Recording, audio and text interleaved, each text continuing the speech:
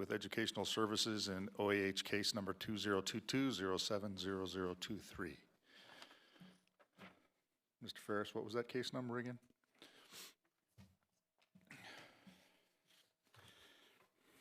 I'd like to call to order the regular meeting of the Sierra Sands Board of Education. We will start with a pledge led by our new student member, Regina Safey.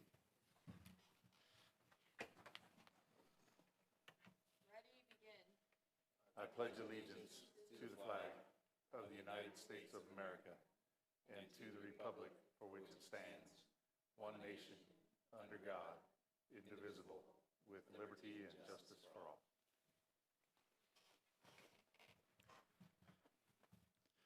We'll have a moment of silence.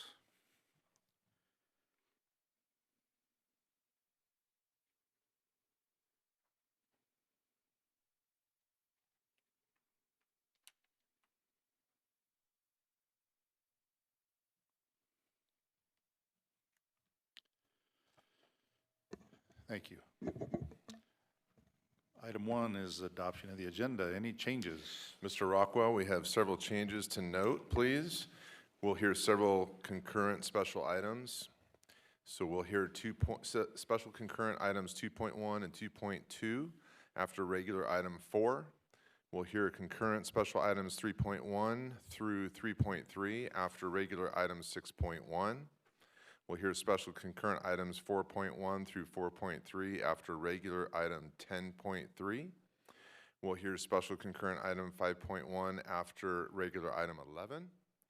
And we'll hear special concurrent items 6.1 through 6.3 after regular item 13.5. So noted. Any concerns? All right.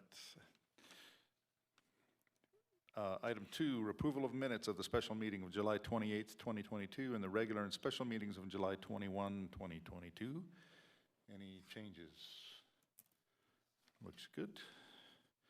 That takes us to item 4, public hearing, which is, will take us to the special concurrent agenda 2.1.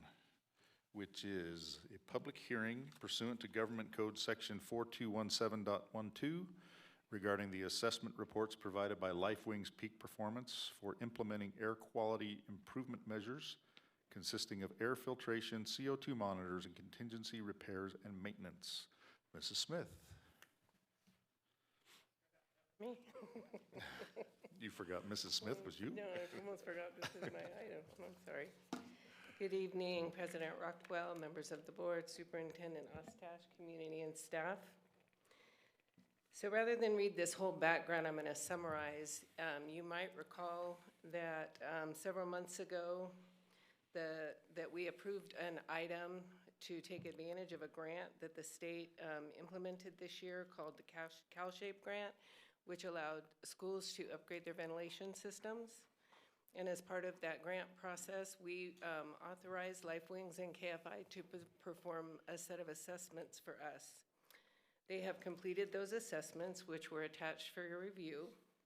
And in order to now move forward with the recommendations of those assessment reports, we need to have a public hearing on this item, which will let us then allow LifeWings and KFI to make the improvements that they have recommended with the assessment reports.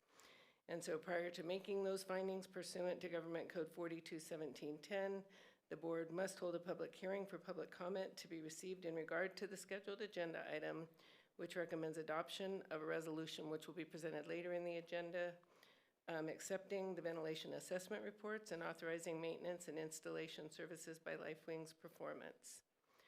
The district will use CalShape grant funds to pay the cost for the installation work. Thus, the district anticipates that the cost savings associated with these improvements will exceed the cost to the district attributable to the installation work. So it is recommended that the board conduct a public hearing pursuant to Government Code Section 4217.12 regarding the assessment reports provided by LifeWings Peak Performance for implementing air quality improvement measures consisting of air filtration, CO2 monitors, and contingency repairs as presented. All right, I'll open public hearing at 7:07 on the clock on the wall.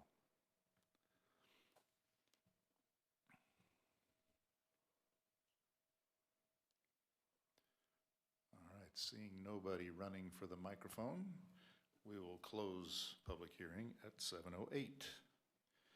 That takes us to item 2.2, public hearing and adoption of resolution number 062223 regarding short-term employee to perform specified service between September 2022 and May 2023. And that would be Dr. Ostash. Thank you, Mr. Rockwell. Mr. Ald's absent this evening, so I'll take over the HR items. This one is related to Education Code Section 45103, which authorizes the district to employ short-term classified employees to provide service to the district that upon the completion of that service or similar service will not be extended or needed on a continuing basis. Prior to employing a short-term employee, the Board of Education, at a regularly scheduled meeting, must specify the service to be performed by the employee and certify the ending date of that service. The ending date may be shortened or extended by the board, but shall not exceed 75% or 195 working days of the school year. Current considerations. The district has a need for one short-term family IEP liaison to perform duties such as attend IEP meetings when requested, facilitate trainings to families and other stakeholders about the IEP process, develop educational partnerships between parents and schools that foster trusting relationships, etc. This short-term employee is needed between September 2022 and May 2023. The services or similar services performed by the short-term employee will not be extended or needed on a continuing basis. It is a 20-hour-a-week position and paid at $15.50 an hour. The district currently does not employ a family IEP liaison, and as a result, requests the board approve a job description associated with this short-term employee. The job description is attached as an exhibit titled Exhibit 1. The financial implications, it will not exceed $12,000 and will be paid from the Alternative Dispute Resolution, or called ADR grant. And I recommend that the board conduct a public hearing and adopt resolution number 062223 regarding a short-term employee performing specified service between September 2022 and May 2023. Okay, I'll open the public hearing at 7:10.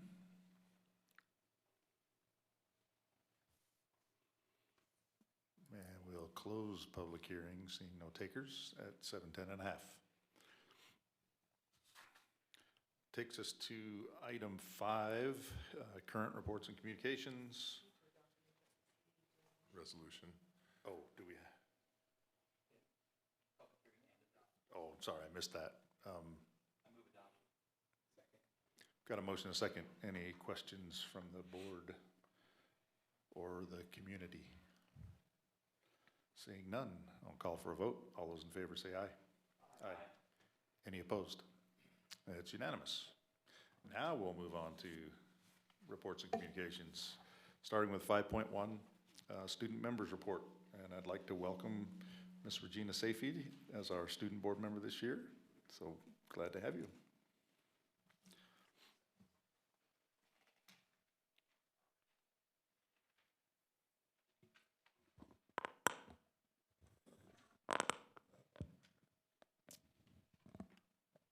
Murray Middle School.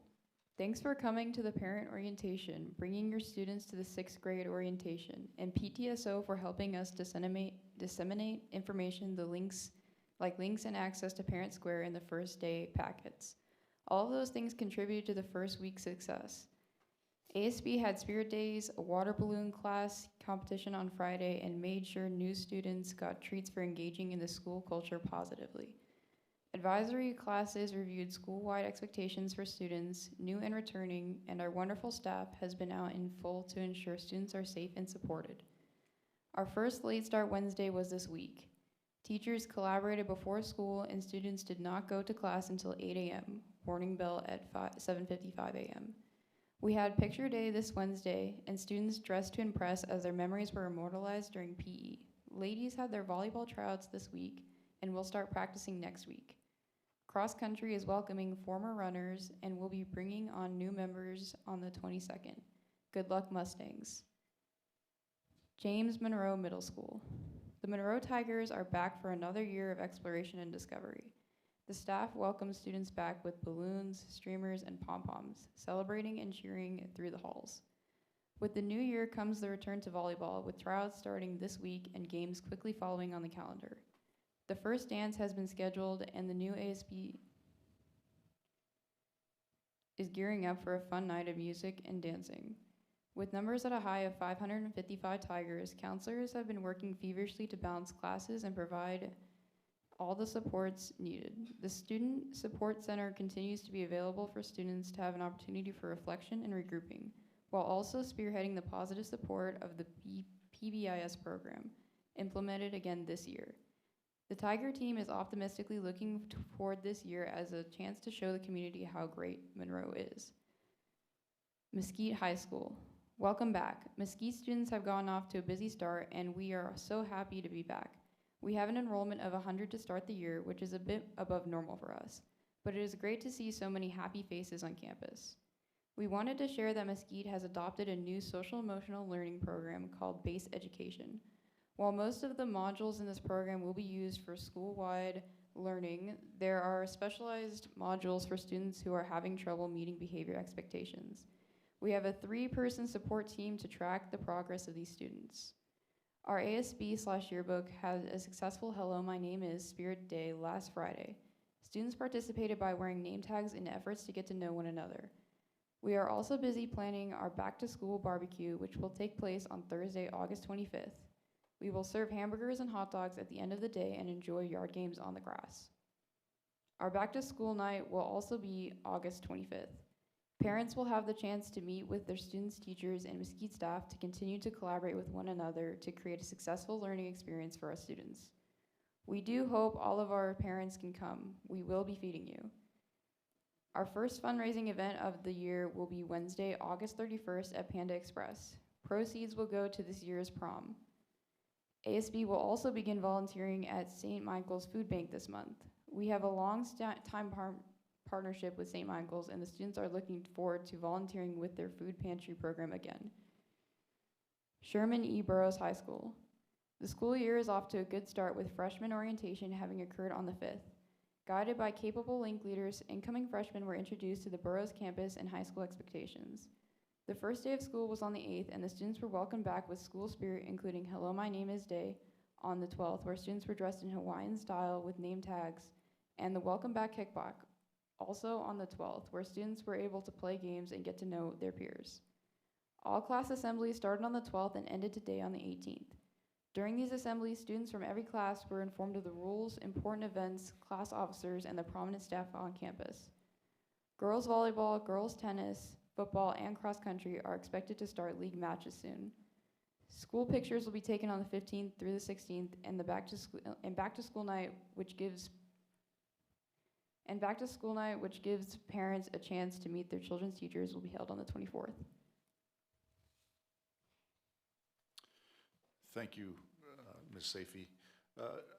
My understanding is you're pretty busy this year, and you may need to step out early in these meetings from time to time.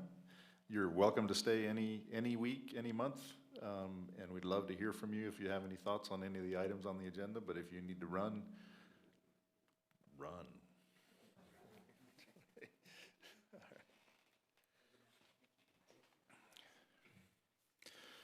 That'll take us to item 5.2, reports from members of the board. Mr. Scott. Just a quick comment. She kind of alluded to the back to school. I don't know about you guys. We all attended the back to school sessions the last 2 nights at our first 4 elementary schools. It was refreshing. I think you need to talk into your mic. It was refreshing being there in person and seeing all the staff, parents, and students enjoying the back to school. I just wanted to thank staff for putting together those wonderful events. Which means he pretty much probably took all of our reports, and that's okay. That's good. If we had another week, we'd be able to obviously be able to report on more of the schools as we're able to see them. But it's fun. It reminded me of that nervousness the first night or night before you do these things, that the dreams and sleeplessness getting ready, but also the excitement. So for the staff, it definitely is exciting, and it's a big thank you for a good start, it seems. Mr. I don't need to pile on, but I'll say the same thing. Just thank you to Fowler and to Los Flores, so thank you, Mrs. Tate and Mrs. Brown, for having a great presentation. I look forward to going to meetings, back to schools next week. Thank you. Yeah, I don't mean to pile on, but I'm going to pile on. So I guess I mean to pile on.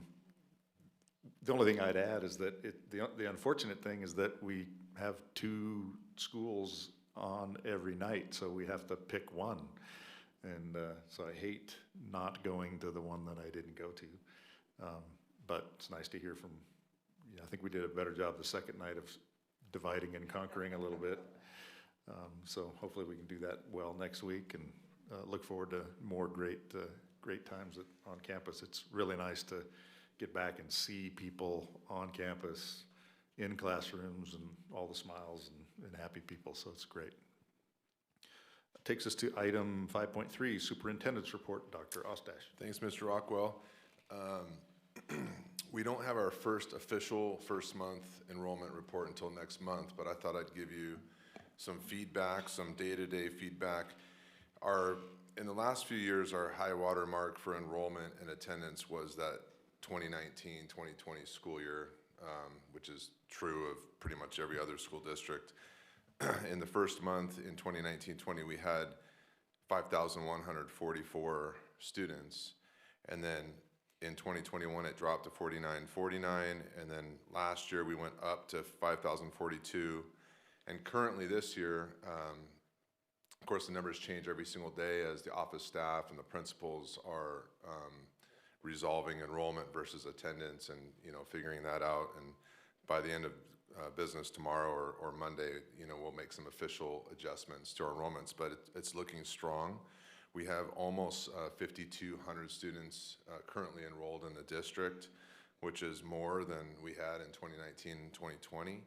And I would say probably, in my mind, the most important aspect of that is our attendance rate.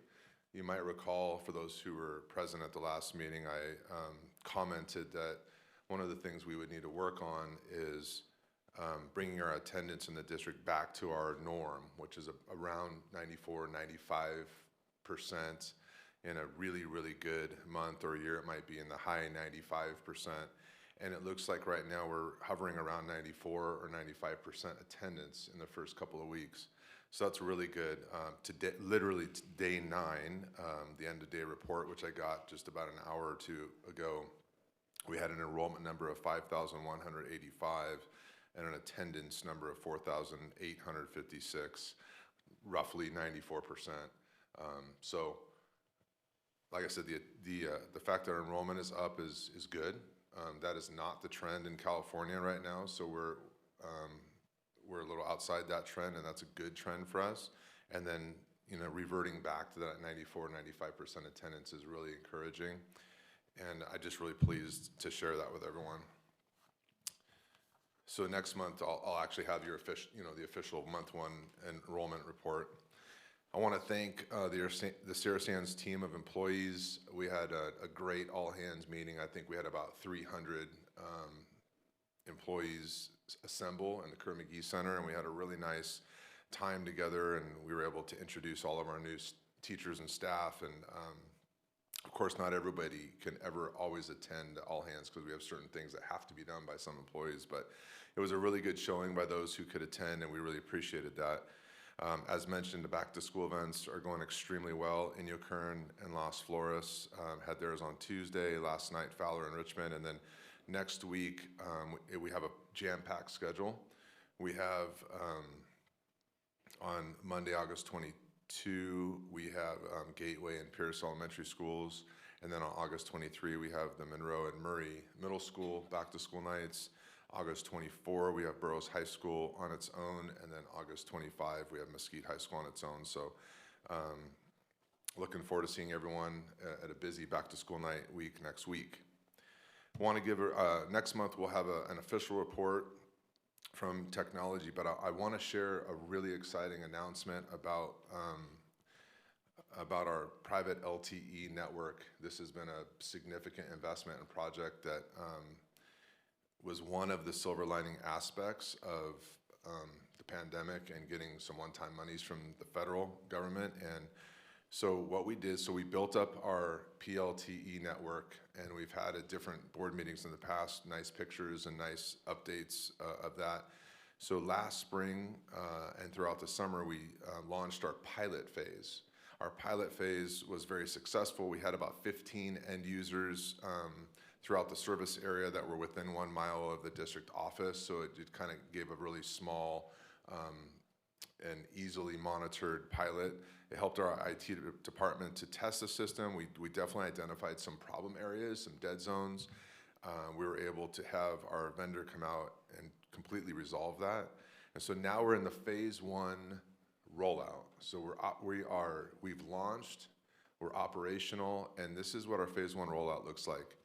We're tiering the rollout, and the first phase was that we targeted secondary students who qualify on the free or reduced lunch program, and we obviously feel like those students are in the tier that may have the most need for a reliable in-home internet network, so that like Chromebooks and computers can actually connect, not just a phone. And so we sent out a Google survey. We had about 160 responses of parents who said, yeah, we'd really, really appreciate that. So, and so now we've been rolling out and distributing the equipment. We have over 30 people in just the last few days who have been able to acquire the equipment and be live. We hope in the next week or two, we have all 160 students and families who have indicated they would like to have it. And then we'll keep rolling through different phases and tiering it out, and we'll see where it goes. But we're really excited about it, and we'll be providing the board and the community updates as we move through this phased rollout. But we're excited about being able to give students who don't necessarily have reliable in-home internet connectivity so that they can continue their learning, they can access educational resources. Some teachers use different types of digital classroom environments where you can access materials or submit materials. And so for the secondary students who are more vulnerable to those resources, we're really pleased to be able to provide that. And it's just a great investment, and we're going to be growing that rollout. I want to thank Mr. Morrison and his team for staying on it, working through all of the installation and operational evolutions, and we're in a really good spot. And I want to announce there's the November 8 consolidated general election. I want to announce that the county has indicated to us that we have 8 candidates for Sierra Sands School Board who will be running for 3 seats. Most of them are actually in this room.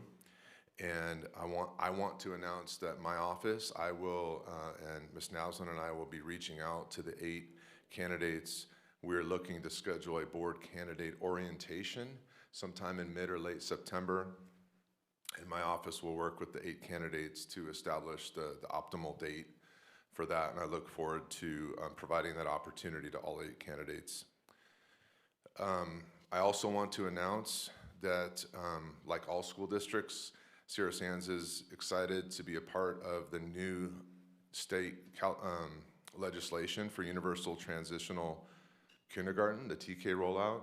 In 2021, legislation was passed that requires any school district operating a kindergarten program to also provide a TK program for all 4-year-old children by 2025, 2026.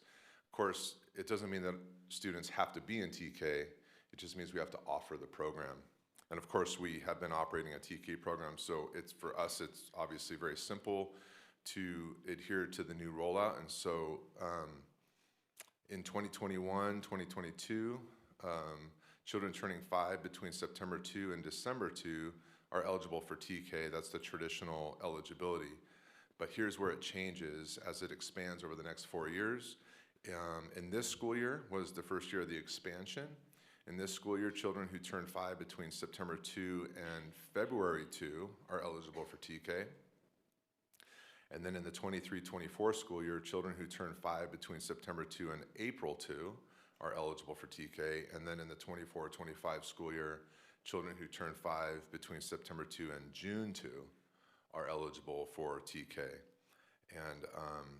And then in the 25-26 school year and in each school year thereafter, children who will turn 4 by September 1 are eligible for TK. So that's the full rollout schedule. And I thought I'd give a little bit of comparative information about our TK enrollment. In the 2019-2020 school year, we had an enrollment of about 65 TKs. It actually plummeted in the 2021 school year to 29. And then we went back up to 63 last year. And then this year, at the same time I gave you these numbers, we were at about 110. So almost doubled our numbers. We're down a little bit below 100 right now, I think 98, I think as of today, because like I said, we're resolving enrollment versus attendance. But you never know, we could get a few more enrollments in the coming days too. So that 110 number shows that the rollout is felt here in Sierra Sands. And as we move forward in the next 4 years, we could have 300 TKs in the district. So more information on that to come. We're closely analyzing our facilities, and we're grateful that we were able to house our TKs this year. Something that I just want to comment about, because I can, somewhat of a political statement.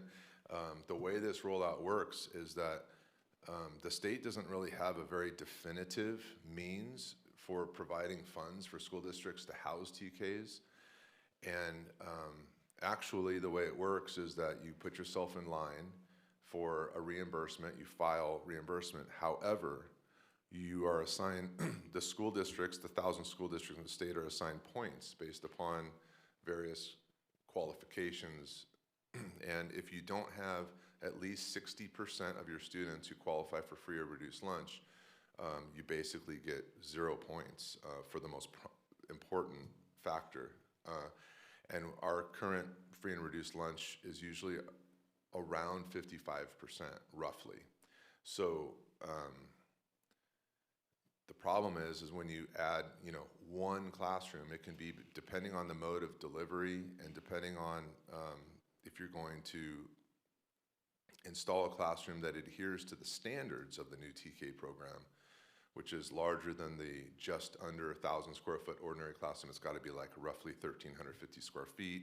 It's got to have a bathroom in it, which are great qualifications, and it has to be installed in certain ways, which for a school district can be as much as $500,000 for a classroom.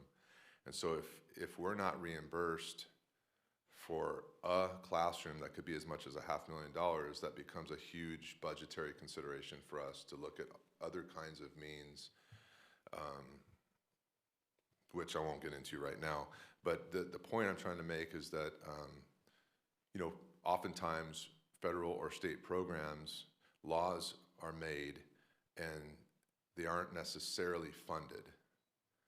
And depending on the characteristics of your district, depending on the composition of your student population, et cetera, it will oftentimes position you for better or worse or zero eligibility.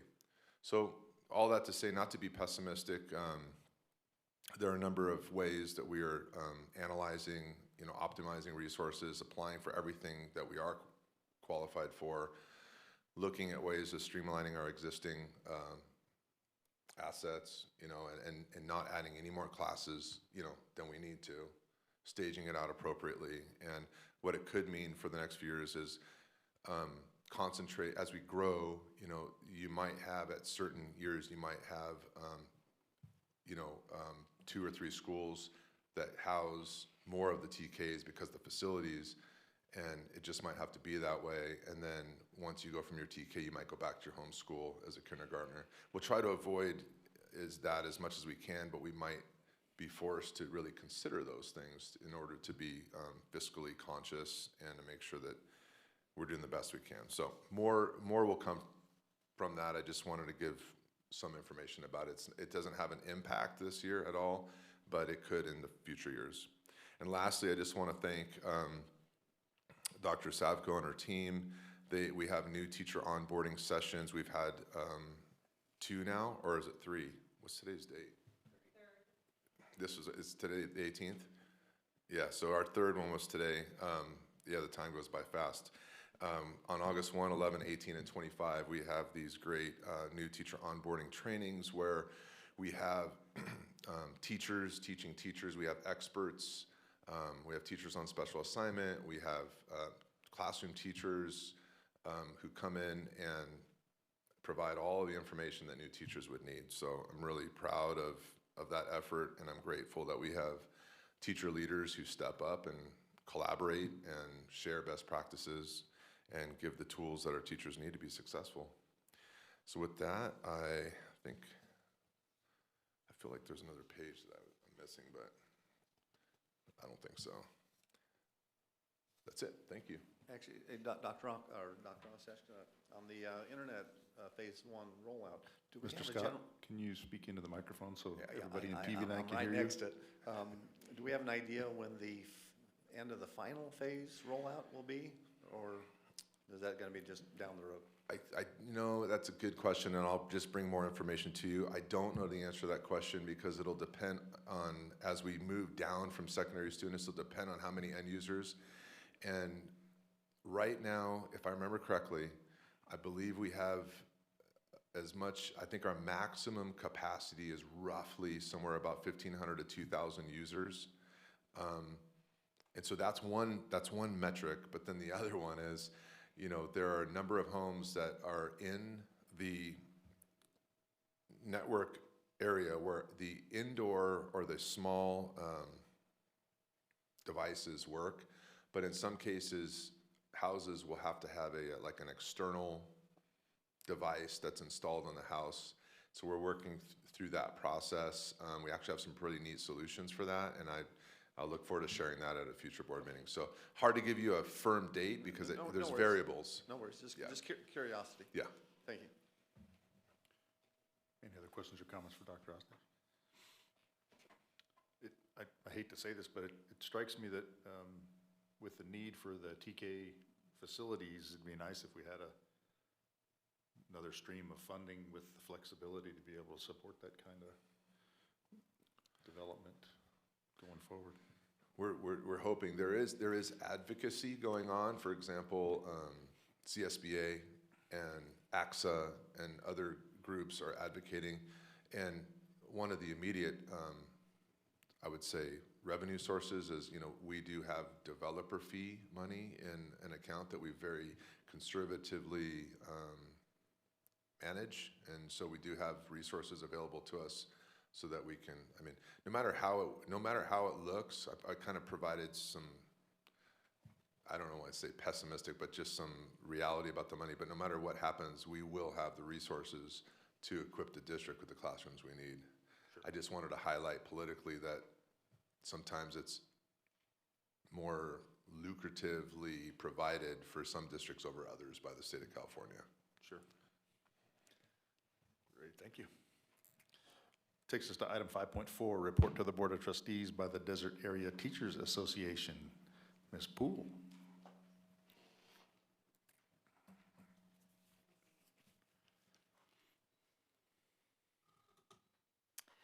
I just remembered on the way up here that I completely blanked. Summer felt really long, and so I'm like, hello? So, board members, Dr. Ostesh, community staff, welcome back. Here we are. I think most of us are settling in pretty well.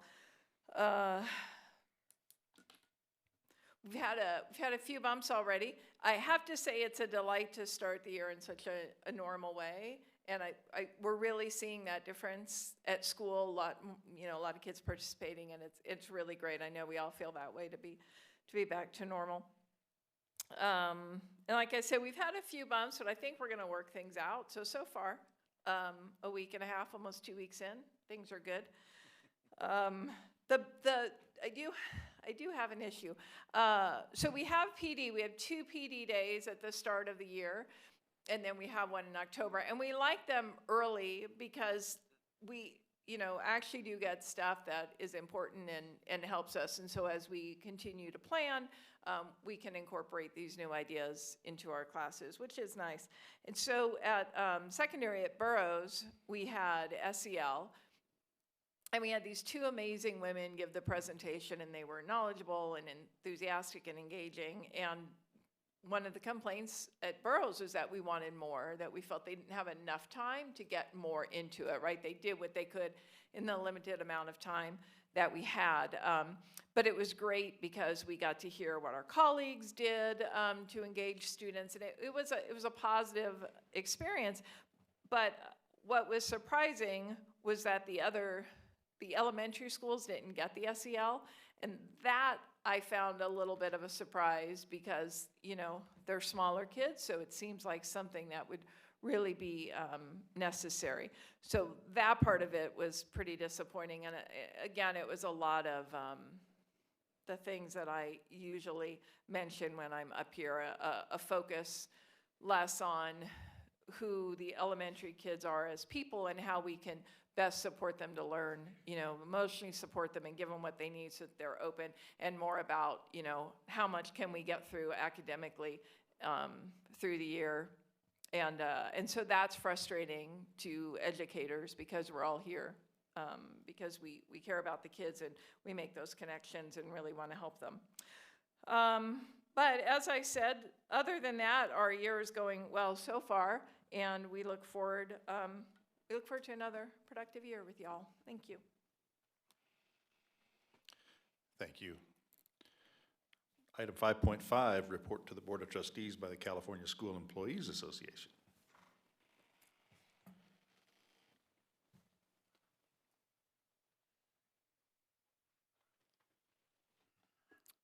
Hello, School Board President, board members, Dr. Ostash, staff, and community. Welcome back to another exciting school year. As we start this exciting, normal-ish school year, we still feel the impact of various vacant positions in various classifications, which leads to more work and stress onto the existing employees. Although we have hired a lot of employees, we have a lot of vacancies due to various reasons, but our pay being the biggest one.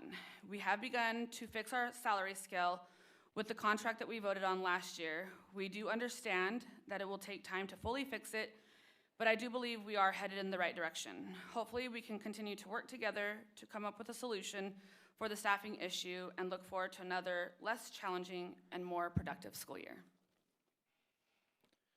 Thank you very much. Item 5.6 is communications from the public. The board will provide time during the discussion of each agenda item for members of the public to comment. At this time, members of the public may address the board on an item not on the agenda. Comments should relate to items of public interest within the board's jurisdiction. The law prohibits the board from taking action on items not on the agenda. If appropriate, your comments will be referred to staff for response. When addressing the board, please state your name at the podium and limit your remarks to 3 minutes. In accordance with the board bylaws, the board will limit the total time for public input to 30 minutes.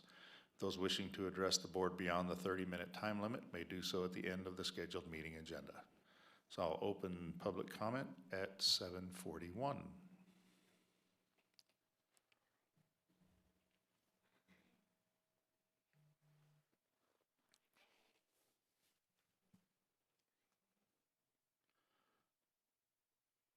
Got to give a little bit of time for somebody to get up the nerve to stand up and walk forward. But seeing no takers, we'll close public comment at 7:41 and a half. Oh, we do have someone.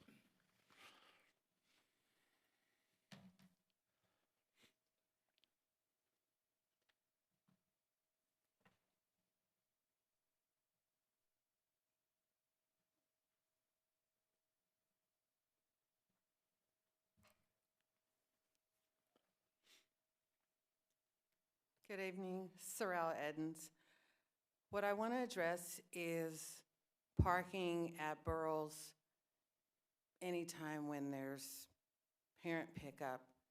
It's almost impossible to get out of the parking lot if you leave before school ends. School ends at 2:45. Like today, I had to leave at 2:30, and my car was blocked. People are parked behind me. And I'm parked in a handicap spot, so they're parked behind me, and then they have to move. They move to the next spot, which is red, which they're not supposed to park there either. And as soon as I move, then they move back to parking right in front of the handicap spot. So they're blocking spots for people to park and blocking spots for people to get out. And it's an ongoing problem.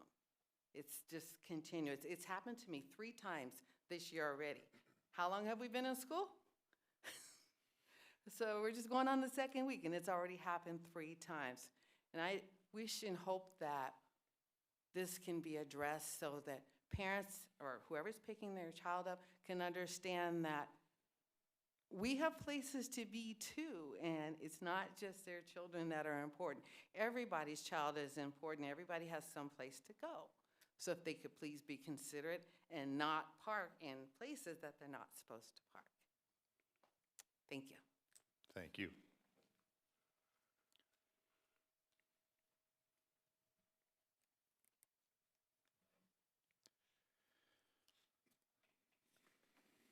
Seeing no other takers, we'll close public comment at 7:44. Move on to educational administration. Item 6.1, approval to purchase sports and play and active recreation for kids, SPARK, physical education curriculum, and equipment for expanded learning opportunities program for the 2022-23 school year. Ms. Decker. I made that as long as I could for you. You did a great job, thank you. Good evening, President Rockwell, members of the board, Superintendent Dr. Ostash, staff and community. The Expanded Learning Opportunities Program is the result of the 21-22 Budget Act and Assembly Bill 130 as amended by AB 167. Expanded learning means before school, after school, summer or intersession learning programs that focus on developing the academic, social, emotional, and physical needs and interests of pupils through hands-on, engaging learning experiences. It is the intent of the legislature that expanded learning programs are pupil-centered, results-driven, include community partners, and complement but do not replicate learning activities during the regular school day and school year. Program requirements include provide learning activities during the regular school day and school year. Program requirements include learning activity, I can't even find that line. Providing no less than 9 hours a day of programming when combined with in-person instructional time on all school days and 9 hours a day of programming during 30 intersession days. Program standards are to be aligned with the After School Education and Safety, or ACES program, including educational enrichment and literacy activities, snacks or meals, a program plan with training, integration with the school day and other opportunities, community collaboration, physical activity, fiscal accountability, and data collection to support the quality improvement process that is reviewed every 3 years. The 22-23 ELOP program will provide services for up to 80 students at Gateway, Los Flores, and Richmond elementary schools. The program requirements make it necessary to purchase a physical education curriculum and equipment to provide students with daily physical activities. The SPARK curriculum is an evidence-based program that teaches students how to develop healthy lifestyles, motor skills, movement knowledge, and social and personal skills. The same curriculum and equipment are being used at the existing ACES programs at Fowler, Inyakern, and Pierce elementary schools to provide a variety of physical activities for students. The SPARK curriculum and the required equipment is $32,813.85. The Expanded Learning Opportunities Program will fund the expense. It is recommended that the Board of Education approve the purchase of the SPARK curriculum and equipment for the Expanded Learning Opportunities Program for the 22-23 school year as presented. Got a motion and a second. Any questions or comments from the board or the community? Seeing none, I'll call for a vote. All those in favor say aye. Aye. Any opposed? It's unanimous. That'll take us to concurrent agenda 3.1, approval of schools PLP program and licenses. Dr. Safko. Good evening, President Rockwell, members of the board, Superintendent Dr. Ostash, staff, and community. As you may recall, last month I brought the PLP contract to you, and this evening I'm bringing forth 40 more licenses. So I can summarize if you like, or Recommended action.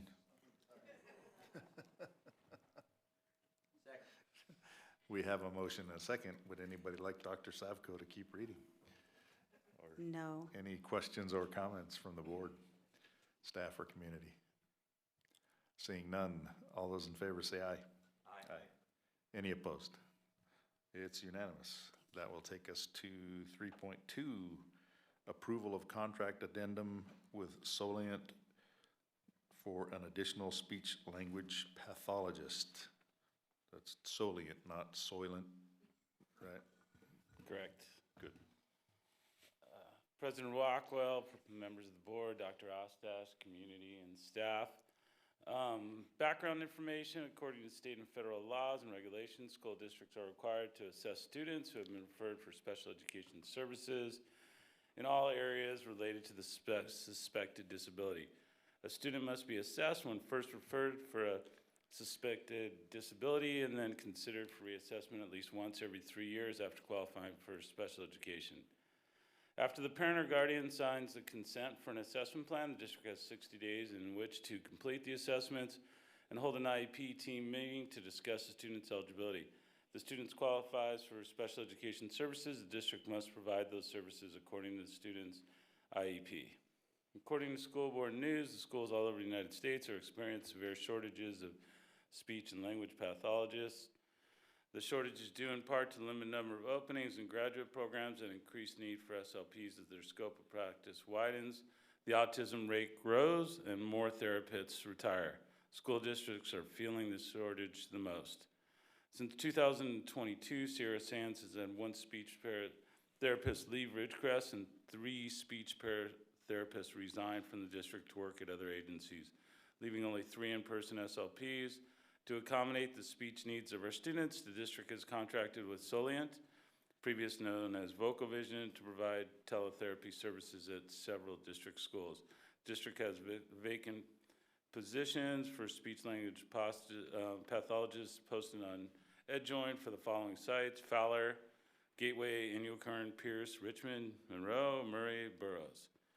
Speech services were scheduled to start for students August 8th. The district would like to contract for the additional services of 1 full-time speech language pathologist with Solient. Solient provides speech therapists using touchscreen computers. The therapy is provided by licensed speech therapists qualified in the state of California. Financial implications: 1 full-time employee, 37.5 hours a week, 37 weeks, $166,000, $166,500. This SLP will be at Fowler and Richmond Elementary School. This will be paid through the special education budget. It is recommended that the school board approve the additional service agreement for speech and language pathologists with Solient for the 22-23 school year. Got a motion and a second. Any questions or comments from the board or the public? The only question I had that just sort of stuck for me is the only school campus we have on that's not on here is Las Flores. Are they being served another way, or? Yeah, they have a full-time who's there. Great, thank you. Don't forget Mesquite. Mesquite as well. They're not on there. Mesquite is not on there as well. Yes. I didn't forget Mesquite. I was looking at elementary schools. Great. All those in favor say aye. Aye. Any opposed? It's unanimous. Takes us to 3.3, approval of alternative dispute resolution services, proposed service agreement between Harper Conflict Resolution LLC and Sierra San Selpa. Nice try, Mr. Delvick. Tried. Alternative dispute resolution, known as ADR, is an informal method of settling disagreements that may arise during the IEP process. ADR uses specific strategies within this process to open communication, promote understanding, and reach agreements that support and strengthen relationships. There is no cost outcome-oriented process. This no-cost outcome-oriented process offers family an opportunity to resolve disputes collaboratively while avoiding time-consuming and costly litigation. A neutral facilitator will help navigate any issues or complaints that are brought to the attention of the Sierra San Special Education Department. Typically, formal complaints are filed with the California Department of Education, takes 60+ days to resolve, and resolutions are determined by CDE. The ADR process can expedite resolutions to a family's concern and allow both parties to work together to develop mutually agreed upon outcome. The CDE finds that the ADR process is desirable and effective practice that supports the positive interaction and collaboration among parents and educators and promotes and assisting parents and educational agencies in the implementation of the use of conflict resolution through the state. The district would like to partner with Harper Conflict Resolution, LLC, to provide ADR services, including IEP facilitation, conflict coaching, resolution session facilitation, pre-post due process filing, mediation, and training. Jason Harper specializes in education and employment mediation using a collaborative approach. Based off the attached proposal, Jason Harper has proposed project-based breakdown of services to reflect this commitment. The proposed services include training sessions for parents and district employees in effective communication, de-escalation strategies for contentious moments, methods of IEP facilitation, other topics that build capacity for collaboration and conflict management. Post-due process filing formal resolution session, and consultation services including conflict coaching, IEP meeting facilitation. The total cost for the service agreement will not exceed $14,000 and will be funded through the district's grant allocation, ADR grant allocation for the 22-23 school year. It is recommended that the Board of Education authorize the district to enter into a service agreement with Jason Harper of Harper Conflict Resolution, LLC, as presented. Move the recommended action. I have a motion and a second. Any questions or comments from the board? Or staff or community? Seeing none, I'll call for the vote. All those in favor say aye. Aye. Any opposed? It's unanimous. Thank you, Mr. Delvick. That takes us back to the regular agenda, policy development and review, item 7.1, approval of revisions to Administrative Regulation 6173.1, education for foster youth. Ms. Decker. The Assistant Superintendent of Curriculum and Instruction has reviewed selected administrative regulations as a result of recommendations for revisions from the California School Boards Association Policy Service. All proposed regulation revisions reflect recent changes in applicable state and/or federal laws and regulations. Administrative Regulation 6173.1 was last approved in December of 2018. This regulation has been updated and revised to reflect legal requirements and recent changes in laws. New law AB 1055-2021 modified the definition of foster youth to include a dependent child of a court of an Indian tribe, consortium of tribes, or tribal organization, and includes the definition of foster youth as specified in the law. The update also clarifies changes to the responsibilities of the district liaison for foster youth. Any questions or comments from the board or community? All those in favor say aye. Aye. Any opposed? It's unanimous. see, takes us to 7.2. Approve revisions to Board Policy 3250, transportation fees. This is exciting, Mrs. Smith. Good evening. So the district currently charges for pupil transportation, and I feel like this is so loud tonight. The fees that are charged are determined by the student's eligibility for free or reduced priced meals. The process of income verification and then the collection and processing is workload intensive for the district. The timing is also challenging because at the time parents are trying to buy bus passes, we often haven't determined whether they qualify for free or reduced yet. So they have to fill out the form, then it has to be loaded, then the information has to be passed to the office. So it's a cumbersome process in order to get bus passes at the start of the year. With the adoption of the 22-23 state budget, school districts will be reimbursed for pupil transportation services an amount equal to 60% of the prior year's home-to-school transportation expenditures. In addition, commencing in the 23-24 year, the home-to-school transportation LCFF add-on will receive an annual cost of living adjustment. District staff would like to offer free pupil transportation for the 22-23 school year and assess the financial impact given that we have additional transportation funding being provided by the state. Free transportation will be in alignment with statewide trends mitigating financial impacts on families, and another example is universal free meals this year. Board Policy 3250 is being revised to allow future changes to the transportation fee structure without requiring changes to board policy. So when we looked at this, the former policy specifically said we charge for transportation.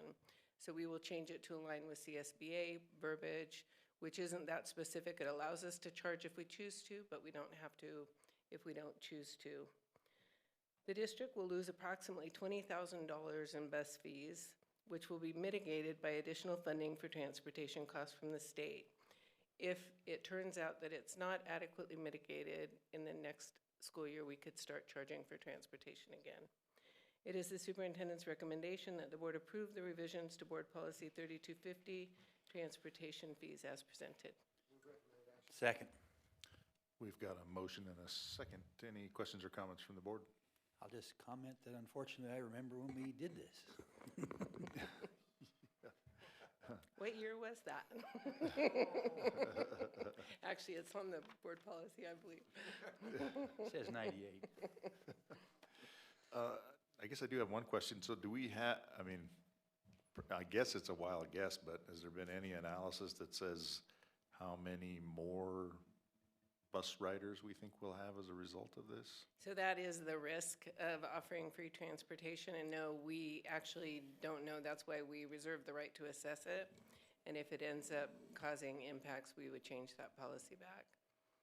But at the same time, the most important thing is get the kids to school. So if they're not at school, I mean, you know, what are we here for? So I think it's a great policy to have free busing for the students to get them all in school. And I will say, we actually have parents that come in who qualify for reduced price bus passes, which is a $75 a year charge, and they need to make financial arrangements to pay for their bus passes.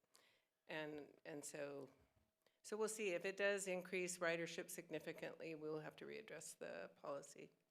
Yeah, I concur. I think it's a great policy, a great service to the community. But I guess my concern was, you know, if you got a bus that'll seat 30 kids and 50 show up at the bus stop, what? Well, they still have to buy a bus pass. Sure. And so we'll still be processing. We'll still know. Yeah, we'll know. We're actually implementing an online bus pass form this year through our Inform K-12 system. So they will still have to have a bus pass, still have to comply with that process. We just would not collect fees for it at this time, given that this is approved. Great. Any questions from the community? Seeing none, we'll have a vote. All those in favor say aye. Aye. Aye.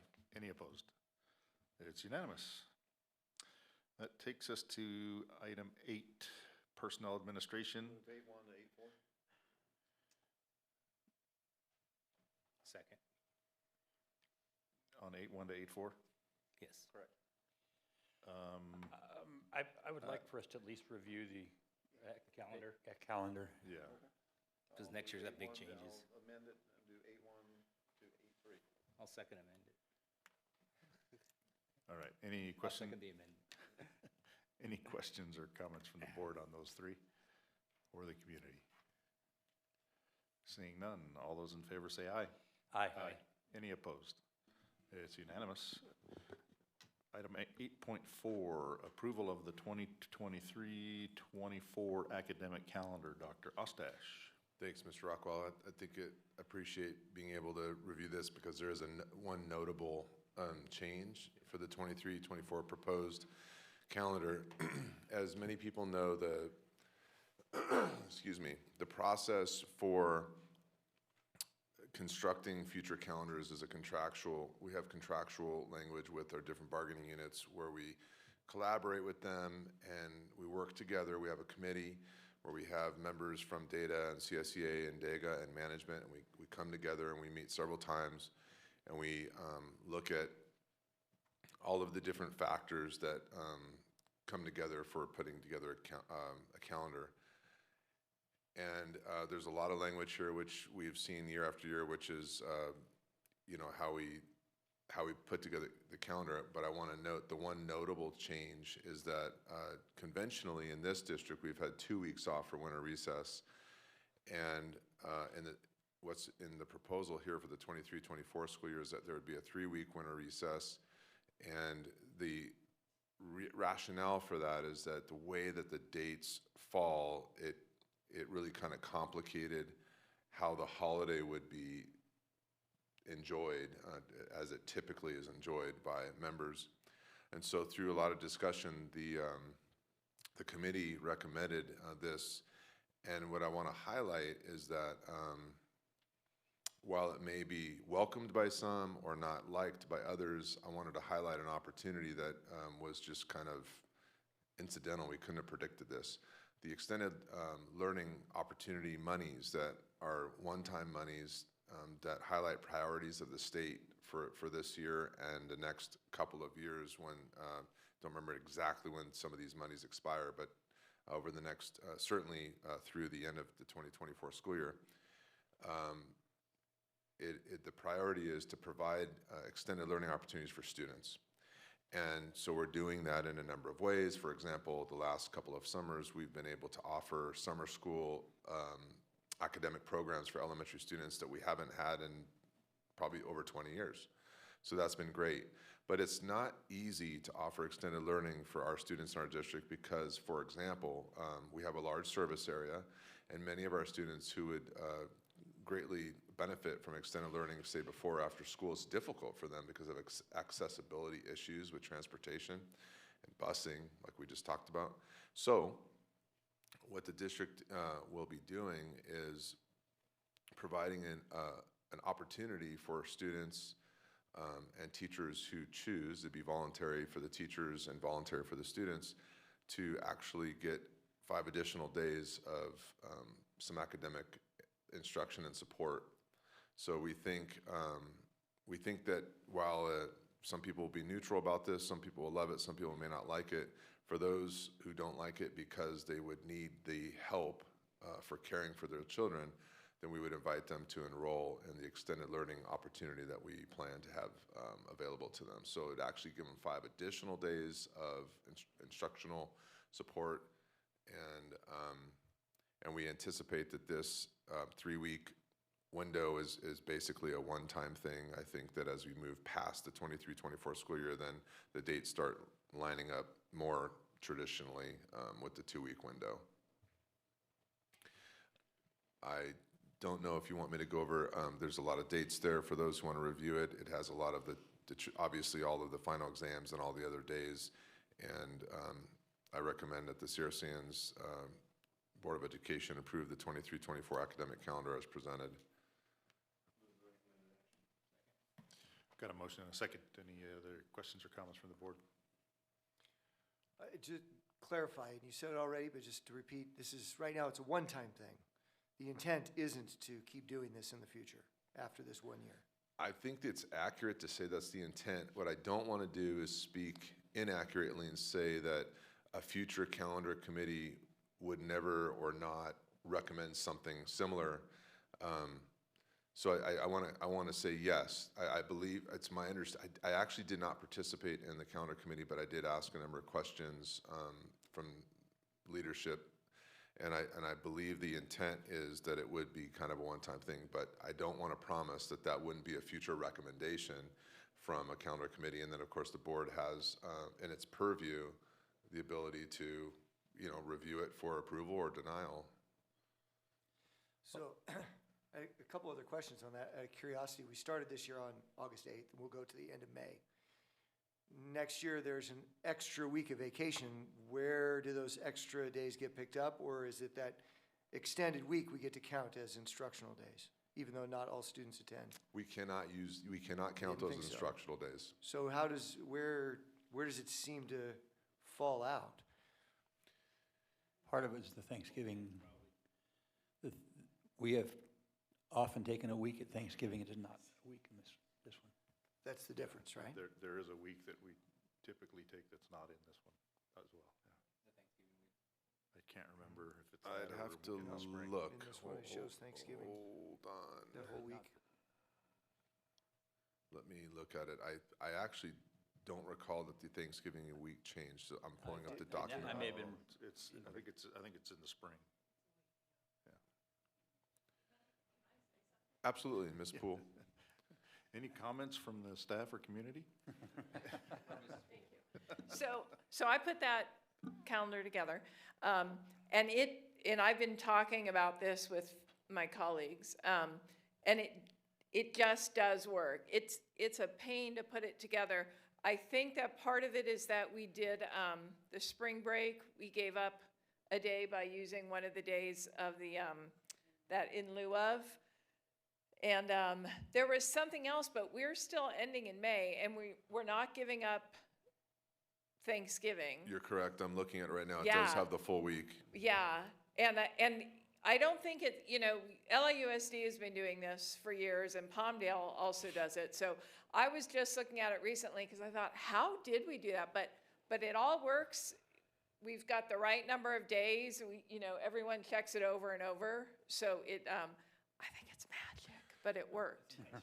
Yeah, Magic is okay if it works, yeah. It actually starts on Tuesday. So in that year, instruction starts on Tuesday, August 8th. So it's the same sort of experience we had this year. Actually, it kind of would feel like it starts a day later on Tuesday instead of Monday. And I agree with Ms. Poole. It's hard to explain how it works, but it just does because, the days in each year change. It's calendar math, yeah. And sometimes that happens. Thank you, Ms. Poole, for coming up and speaking to that. Appreciate that.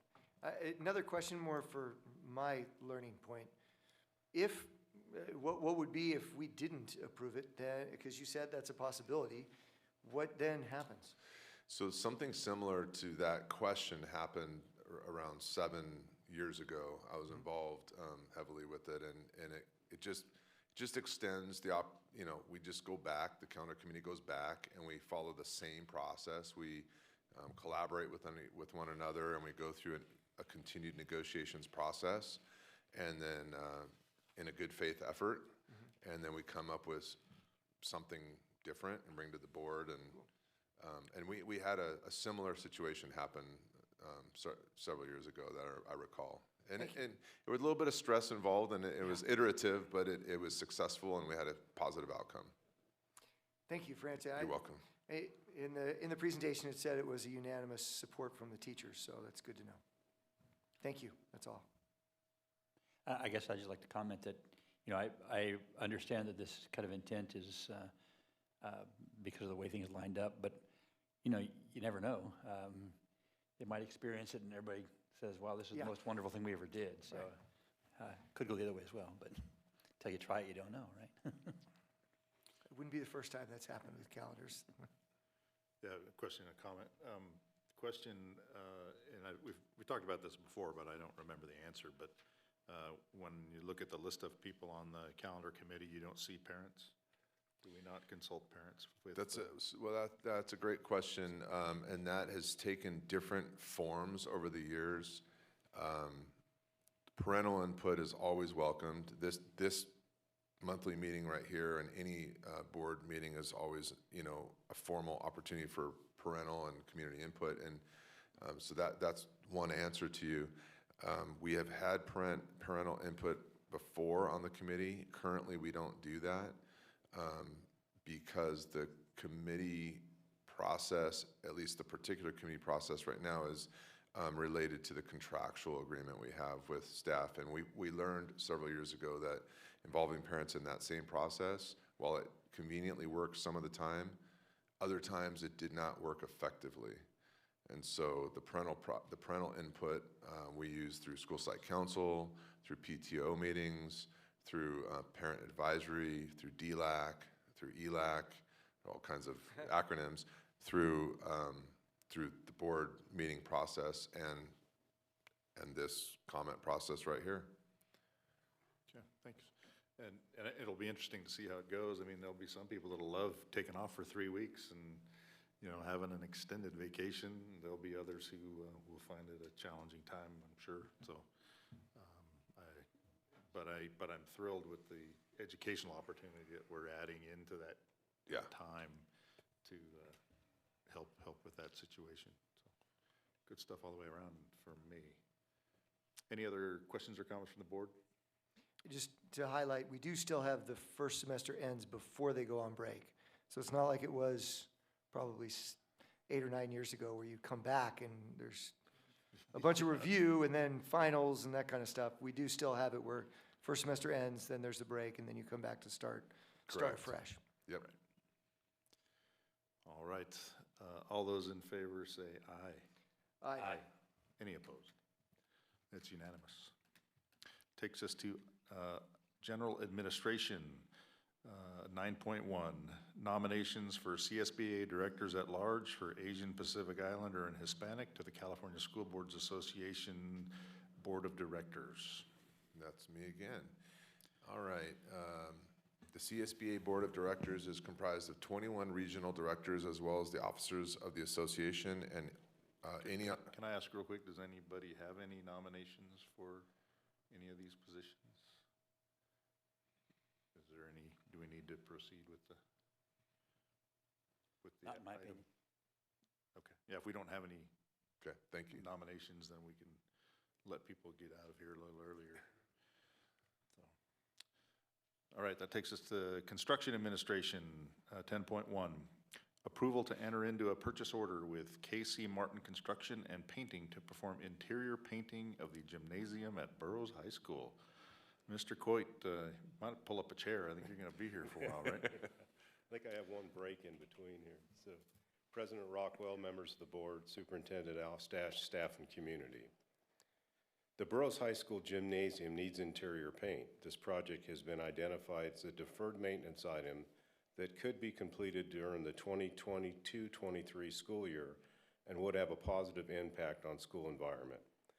The California Uniform Public Construction Cost Accounting Act, CUPCA, is legislation that was enacted in 1993 to promote uniformity of the bidding procedures on construction work performed or contracted by public entities.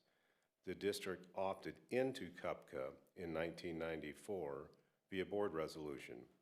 Under CUPCA, public project work in the amount of $60,000 or less can be performed internally by negotiated contract or by purchase order. The district requested and received a bid for the project from KC Martin Construction and Painting. Financial implications, the estimate for the project is $49,500. The funding for the project would come from Fund 14, Deferred Maintenance. It is the superintendent's recommendation that the board approve the contract with KC Martin Construction and Painting for the interior painting of the gymnasium at Burroughs High School as presented. Move the recommended action. Second. Got a motion and a second. Any questions or comments from the board? Mr. Scott? It's always nice to see local companies Yeah. bid and be awarded contracts for our schools, so keeping that money local. Yeah, I think it's great we're repainting the schools. Is there a reason why we didn't paint during the summer when no students were in session? mean, I just, that's like the obvious. I'll take that deferred one, maintenance Mr. time. Coit, if you don't mind. Okay. It was at my direction, Okay. and we were looking at just various budgetary, there were some uncertainties in the summer. The state budget was adopted a little bit late, and so we were just kind of prioritizing, projects, and so that's basically the answer. And then with the outcome of the budget, we felt like this would be an appropriate and prudent move. Any other questions or comments from the board or community? Seeing none, all those in,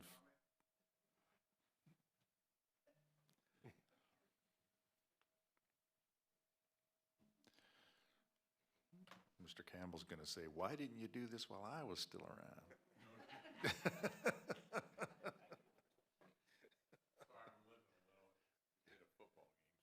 A little sore. My question to Mr. Coit would be, Who are you, sir? I'm sorry, Robert Campbell, 1127 Shelby Court. Hey, you don't have to give your address I anymore. thought we had to do that, That you did in the past. and but we don't do we're- that anymore. No, we don't want to know where you live. Okay, that's okay. I guess my question would be, referring to what you were talking about, Mr. Johnson, about why didn't we do it in the summer, and then there's a budget situation. But my concern is, are we painting during basketball season when the gym is being used all the time and so forth? Or are they going to do it in spring when it's sometime when the gym is not as being used as much? Or do we know that yet? I'll take that if you don't mind, Mr. Coit. What I've done is, being that this was on a prioritized list that our athletic director, Ms. Lazaro, has been requesting for a few years now, and I've asked, subject to approval by the board, she's thrilled if it will pass. I left it to the athletic director and the site administration to communicate with their coaching staff, and I'm allowing them to determine what they think would be the best timing for the painting and give them that agency to work with their coaches and their program. So I actually can't give you the best answer right now because I want them to make those decisions. No, that's great. Thank you.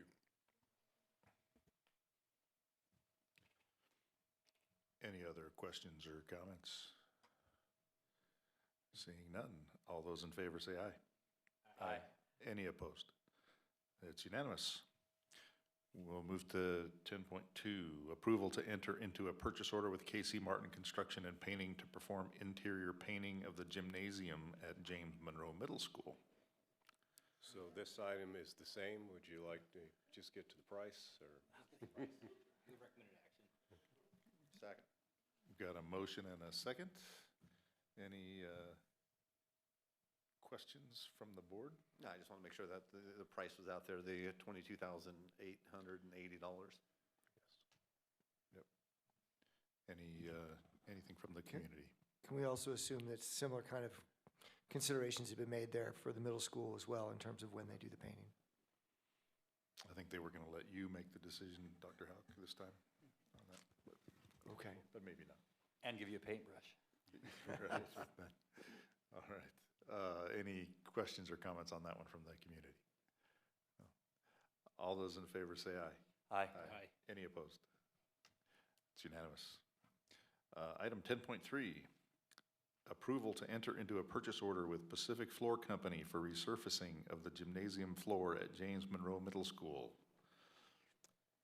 The James Monroe Middle School Gymnasium needs resurfacing. This project has been identified as a deferred maintenance item that could be completed during the 2022-23 school year and would have a positive impact on school environment. The considerations are the same. The project is being conducted by Pacific Floor Company, and that's a company over the years that we've used annually to resurface the gym floors. The estimated cost for the project is $25,000. It would come from Fund 14 deferred maintenance, and it is the superintendent's recommendation that the board approve the contract with Pacific Floor Company for the resurfacing of the gymnasium floor at James Monroe Middle School as presented. Move recommended action. Second. Got a motion and a second. Questions or comments? When was from the last time? board? I know Burroughs has been done recently. When was the last time this was done at Monroe? I don't even think I can recall when, well, I want to make a distinction because we're using the term resurface. So there's a maintenance resurface that we do, I believe, every year for both Monroe and Burroughs, which is it's basically like a light scoring of the sealed surface, and then you'd apply another coat.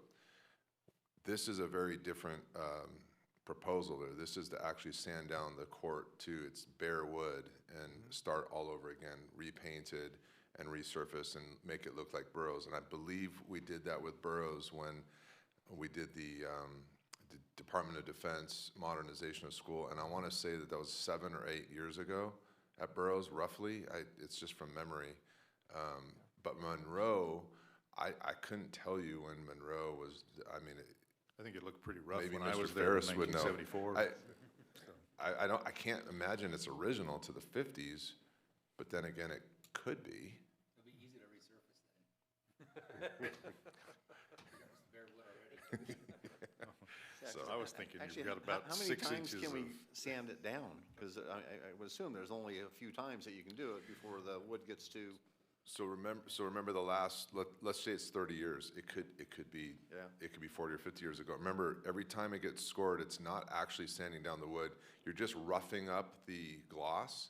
So that floor hasn't been sanded in decades. Yeah, no, So, I understand that, but but no, actually sanding yeah. the wood down, it seems like you've only got So a couple. I'll answer you this way. I remember when we were considering, when we wanted to redo the Burroughs floor, there was concern that at some point, you can't go down too far. You hit the nails of, the heads of nails and stuff.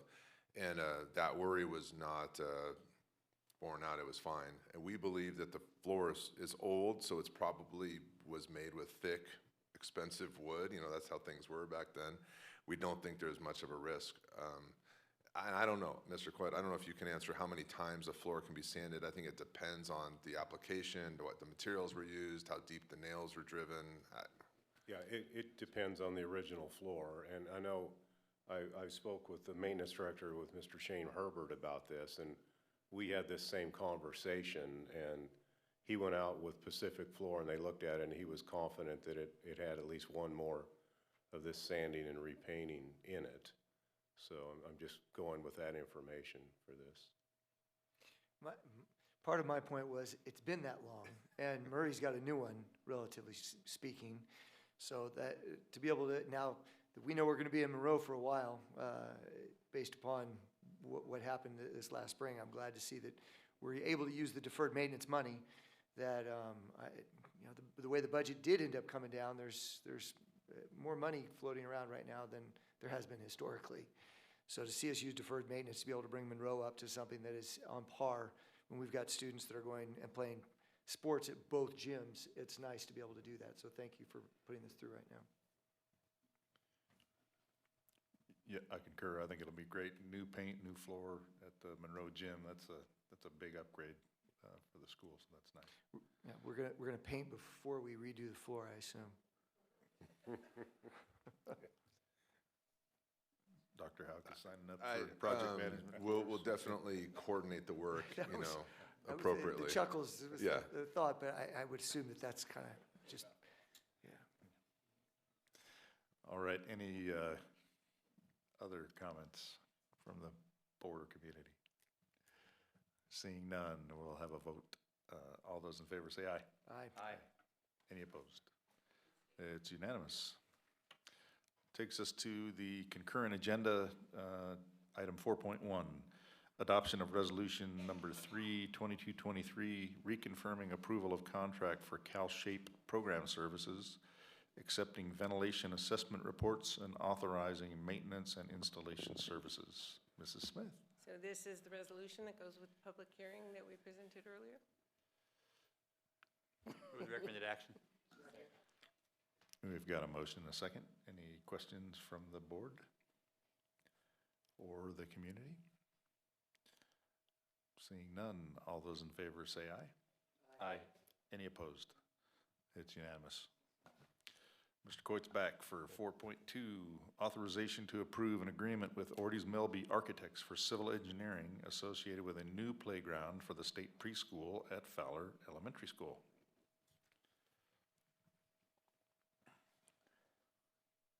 The district, in partnership with High Desert Leaping Lizards, has run a state preschool program at Fowler Elementary School since 2009. The program is required to provide an adequate age-appropriate playground for its students. The program currently uses Fowler Kindergarten Playground and has received review feedback from the California Department of Education that the equipment is not age-appropriate for the preschool program. The district and HDLL would like to design and install a new playground that will separate it from the Fowler Kindergarten Playground, protect the playground sand from the wind, and provide adequate outdoor play equipment for the preschool children. Previously, the board approved a contract with Ortiz Melby Architects for the playground project. In order to complete the design, it will be necessary for civil engineering to be contracted on the site. The district received a proposal from OMA for civil engineering services. The preschool program director has determined there is adequate funding for the project and has asked the district to proceed. The estimated cost for the civil engineering service is $14,500. Funding for this project will come from Fund 12, Child Development.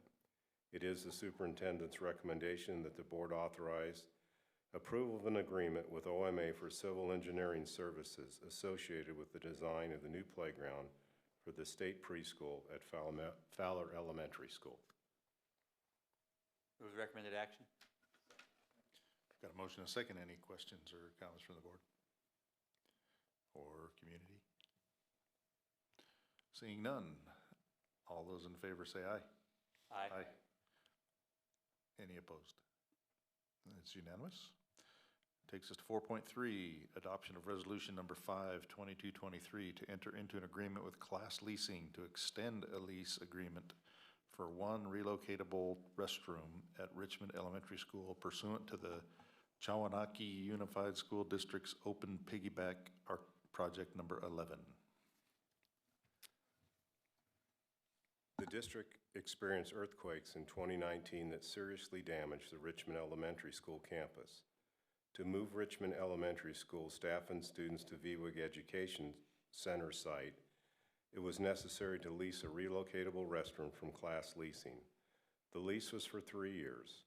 It is now necessary to extend the lease for an additional 3 years. Pursuant to Public Contract Code Sections 10290 and 10298, the governing board of the school district may, without competitive bidding, contract with suppliers that have been awarded contracts, master agreements, multiple award schedules, cooperative agreements, or other types of agreements with the state agencies that leverage the state's buying power for acquisition of authorized under specified sections of the California Public Contract Code. District staff has received and reviewed a proposal from Class Leasing for a 3-year extension to the current lease agreement. The proposal incorporates the terms and conditions established by the Chawanaki Unified School District Open Piggyback Contract Project number 11. Approval of the resolution will enable the district to contract with Class Leasing pursuant to the terms of the piggyback contract as permitted by the California Public Contract Code.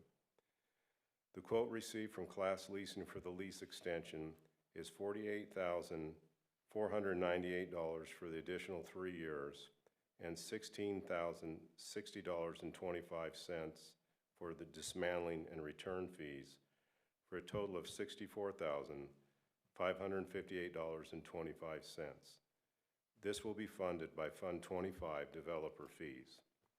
It is the superintendent's recommendation that the board adopt Resolution 052223 to enter into an agreement with Class Leasing to extend the lease agreement for one relocatable restroom at Richmond Elementary School pursuant to the Chawanaki Unified School District Open Piggyback Contract Project number 11 as presented.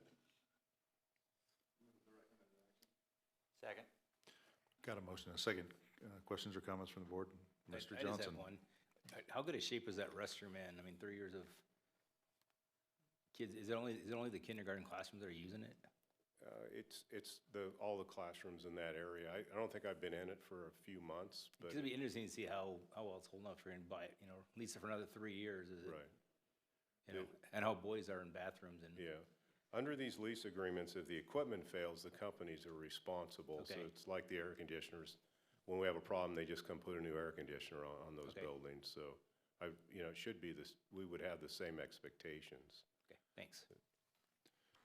Just feels a little deja vu-ish for me, but with you know, when I look at this, say Richmond, I think, oh yeah, that means VWIG, and then, so VWIG we use as swing space for, you know, a lot of purposes, and, you know, depending on the swing space needs, we may have the need for this beyond 3 years. We have the opportunity to maybe not pay the dismantling and return fees and pay additional lease fees if we can keep people from beating up the bathroom like Mr. Johnson does. Yeah, that's correct. They're happy to give us multiple lease extensions on these. Okay.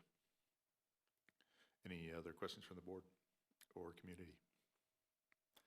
Seeing none, all those in favor say aye. Aye. Any opposed? It's unanimous. We'll stay in the concurrent agenda and go to 5.1 under Business Administration.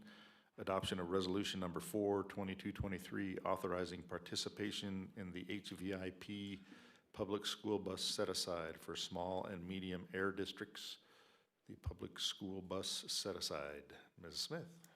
So the California Air Resources Board, CARB, approved a $130 million set-aside intended to cover nearly, if not all, of the full cost of a new zero-emission school buses for public school districts and other qualifying entities located in small-sized air districts and in medium-sized air districts. The district applied for and has been approved for Part A of the application process. Resolution 042223 accomplishes one of the requirements of the program, which is to pass a resolution authorizing participation in the program and identifying an individual authorized to implement and administer the project. Grants are available for $198,000 to $375,000 per bus. The district has applied for grants to fund 6 EV buses, but it is not yet known how much funding the district will receive. It is the superintendent's recommendation that the board adopt Resolution 042223, authorizing participation in the HVIP Public School Bus Set-Aside for small and medium air districts, as presented. Got a motion and a second. Any questions or comments from the board? Mr. Johnson. I just have, how is SCE doing on getting our, part of this is having a place to actually charge them, so. So what happened is SC&E did their part of the infrastructure plan and submitted that to the city, and then our architect did our side of the plan and submitted that to the city. And in that design review process, they wanted to see the plans combined. So we have repackaged that up and resubmitted it for approval, but the long pole right now is pending approval by the city for the permit. Okay, thank you. I guess I just have one more add-on. Sometimes we get the California Air Resource Board money to get rid of our old diesel buses. Can we piggyback that money on top of this and pay the delta between the, like, $350,000 that we'd get from this grant with? This grant actually requires us to turn in the old diesel buses as well. In fact, we have to, as part of Part B, one of the steps we have to do is identify the buses that we'll get rid of. And once you've gotten rid of that bus, it doesn't count to get rid of again for different funding. So usually not unless it's specifically add-on grant funding. Okay, yeah, because I noticed the electric buses are like $450K, so They're very expensive. they're gonna cost us a lot more than replacing a diesel with a new diesel, because the new diesels are only like 20 or 30K more than we were getting for the CARB money, so something I have to think about when that comes up. Although, yeah, we don't get money for diesel buses anymore, unfortunately. We have to pay for those 100% now, so. Okay, thank you. Any other questions or comments from the board or the community? Seeing none, we'll call for a vote. All those in favor say aye. Aye. Any opposed? It's unanimous. We will temporarily adjourn the board meeting and call to order the meeting of the Inyo Kern Schools Financing Authority Board of Directors. We'll start with item 1, adopting the agenda. Any changes? No changes. Where's my sheet? Just minutes. It's just minutes. Yeah.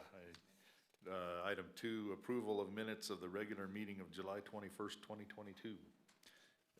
Any massive rewrites of those minutes? Okay. Seeing none, we will adjourn the Inyo Kern Financing Authority meeting and reconvene the regular school board meeting.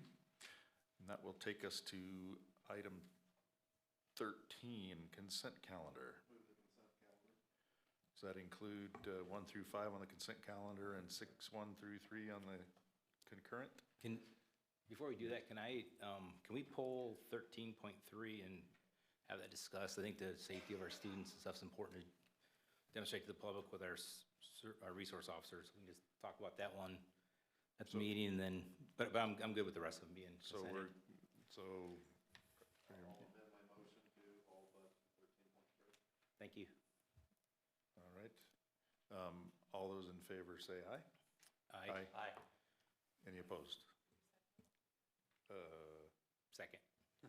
We did.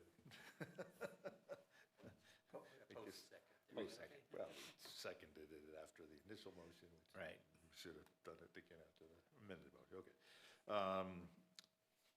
So it's unanimous. 13.3 then, agreement with the city of Ridgecrest for on-site police services for the 2022-23 school year. I'll be very happy to highlight that program because really it's, in my mind, it's an award-winning type program. I believe it was Officer Plumhoff who started the program with us back in 1995. In Sierra Sands, we have forged a very valuable and a highly effective partnership with the Ridgecrest Police Department. I would say from the outset and through the duration of the program, we have been, both agencies, both Sierra Sands and Ridgecrest PD, have been very mindful of the fact that a school resource officer program can take many different shapes. And in our case, we've taken the best shape where the school resource officers receive a very highly specialized training. And then they work extremely closely with our school administrators and our staff to the point where we kind of have the best of both worlds. Is if we have a safety issue that really truly requires a law enforcement response, we have that. We have the law enforcement response and we have that proximity, and that is a great safety element. But 99 point some odd % of the time, what we don't really have like a law enforcement response on campus. We have a safety team. It's truly a safety team where the school resource officers, they understand the culture and the mindset of being basically educational partners. And obviously they integrate the law enforcement side, but we work very, very closely together and we collaborate. And we're also very fortunate that we have a lot of continuity. We have school resource officers. We've had different ones over the years, but in many of the years we've had same. For example, right now, Officer Gillette and Officer Franco are our school resource officers, and anyone in the community recognizes Officer Franco as having served for many, many years as a school resource officer.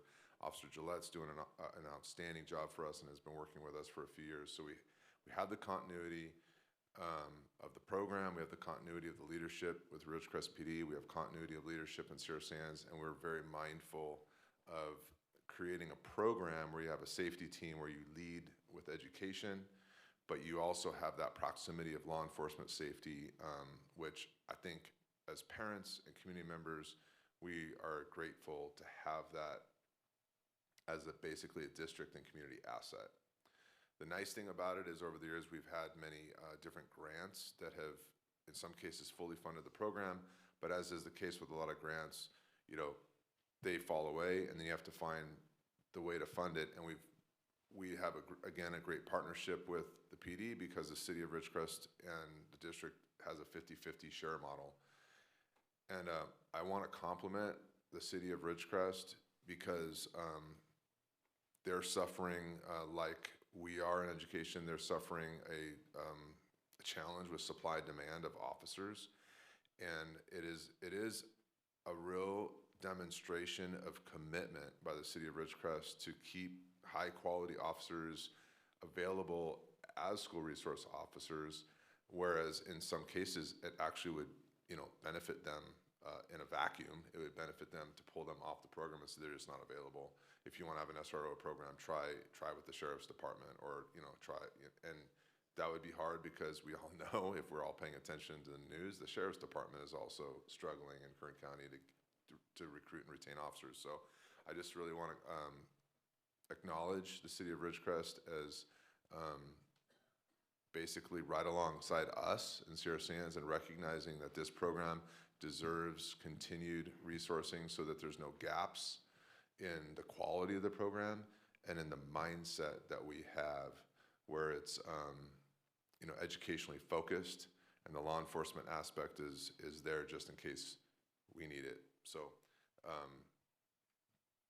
in this particular item that's before us, I recommend that we approve, as we have for many, many years since 1995, this ongoing renewed agreement each year where the city of Ridgecrest does provide the on-site police services for 22-23. It's a 50-50 model, and the $150,000, approximate $150,000 that would be funded from the district general safety funds on our side. Move recommended action. Got a motion and a second. Any questions or comments? I- Mr. Scott? No, I'd just like to make a comment. Obviously, since 1995, the needs have been greatly enhanced to have law enforcement on our campuses, which is sad, but it's a reality. And everything you've said, you're just spot on all the other agencies that are short-staffed, that have pulled these programs and don't have them, and thankfully, we've maintained ours, so. Dr. Howe? As a touch point, having worked in another school district, where when I got there, after having worked with Officer Franco and even our sheriff's office for many years at Burroughs, they didn't have something like this in place, and that was made it a lot harder. It was rough on the students. It was rough on the community. There are a lot of benefits that came from this, and being able to be in a district where it didn't exist, could truly appreciate the positive impact that it makes, having an officer there when you need them, interacting with the students. Students get a positive interaction with law enforcement. And when you do struggle and you have problems and you don't need to call and then wait for a response because they're already there, that is also invaluable. So it's really something, I'm glad you pulled it out so Dr. Ostash could highlight that. But also I wanted to offer that touch point of other schools. When you don't have it, it's really a major challenge when you really don't want to have a major challenge. Mr. Ferris? A couple of comments, I guess. First of all, I do want to comment that from the very beginning, as Dr. Ostash mentioned, this was approached as a positive program. We didn't, establish it because there was a crisis. We realized it would be an upfront positive investment. And there's a lot of times that you aren't able to have the foresight to do that, but I think the district has determined that it's money very well spent, and that we have reaped the rewards in a positive way of putting that money up front. It's like, one of those kind of things, if you don't pay now, you pay later, and when you pay later, you pay more. I think it's and I appreciate Dr. Houck's comments about the contrast of where he's seen it in operation and where it's been absent. It clearly was a good decision at the very beginning, and setting that tone of a positive program makes all the difference in the world. Sure. Any other comments from the board or community? Seeing none, all those in favor say aye. Aye. Any opposed? It's unanimous. That takes us to item 14, future agenda. Any future agenda items? Seeing none of those, that'll take us to item 15, adjournment. The next regular meeting of the Board of Education will be September 15th, 2022. Thank you all for coming. Drive safe. Have a wonderful Friday and weekend.